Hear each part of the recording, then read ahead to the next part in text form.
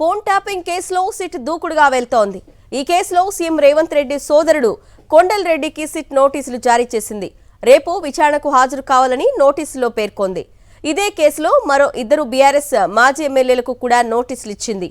మాజీ ఎమ్మెల్యేలు జైపాల్ యాదవ్, చిరుమర్తి లింగయ్యలకు సిట్ నోటీసులు ఇచ్చి రేపు ఉదయం 11 గంటలకు హాజరు కావాలని నోటీసులు జారీ చేసింది. ఇప్పటికే ఈ కేసులో బీఆర్ఎస్ ఎమ్మెల్సీ నవీన్ రావు తండ్రి కొండలరావు, కూకట్పల్లి ఎమ్మెల్యే మాధవరం కృష్ణారావు కుమారుడు సందీప్ రావుకు సిట్ నోటీసులు ఇచ్చింది.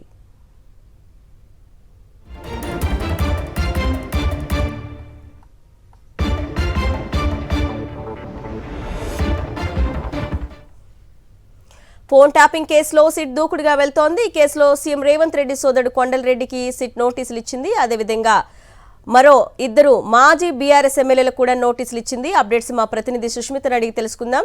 సుష్మిత, చెప్పండి, నోటీసులు తీసుకున్న వారు రేపు 11 గంటలకు సిట్ విచారణకు హాజరు కానున్నారా?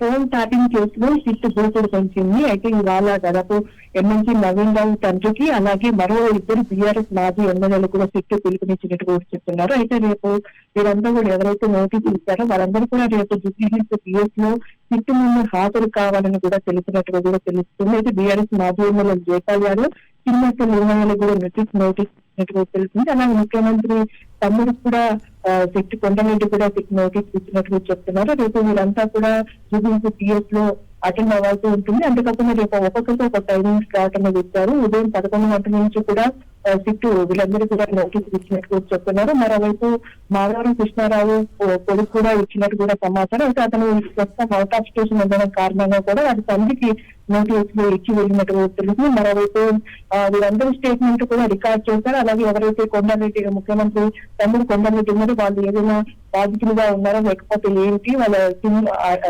స్టాప్ అయిందన్న కోణంలో కూడా వారిని సిట్ విచారించే అవకాశం అయితే ఉంది. రేపు ఉదయం 11 గంటల ప్రాంతం నుంచి ప్రతి ఒక్కరు సిట్ ముందు హాజరు కావాల్సి ఉంటుంది. వాళ్ళు మాట్లాడిన ప్రతి ఒక్కటి కూడా సిట్ విచారించినప్పుడు స్టేట్మెంట్ రికార్డ్ చేసే అవకాశం ఉన్నట్టు కూడా చెప్తున్నారు. వీళ్ళందరూ స్టేట్మెంట్ రికార్డ్ చేసిన అనంతరం కూడా తర్వాత మరికొంతమంది కూడా సిట్ నోటీసులు ఇచ్చే అవకాశం అయితే కనిపిస్తుంది.